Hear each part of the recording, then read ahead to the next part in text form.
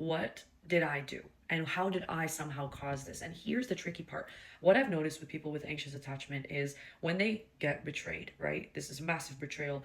Someone who is maybe more secure in the relationship would not automatically relate this back to themselves. They may just say, okay, they understand that their partner broke their trust. It doesn't necessarily have to do with them because 9 times out of 10, cheating has nothing to do with you. It's all just depending on your partner. And therefore, they will just end the relationship and go their separate ways. Obviously, that's a very like dumbed down process.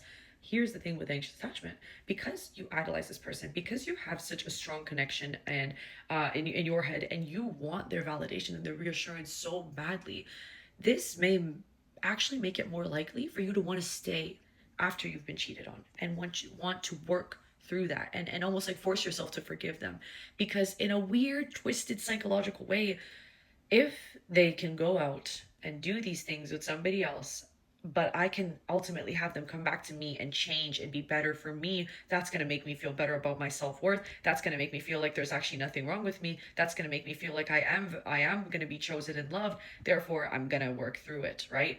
Oftentimes this does not lead to the happy relationship that you think it will. What it does lead to is even further like demoralization, because now you're working to let go of that resentment and hurt and anger that you have towards the partner, while also breaking apart yourself and always being hyper vigilant of what the other person is doing.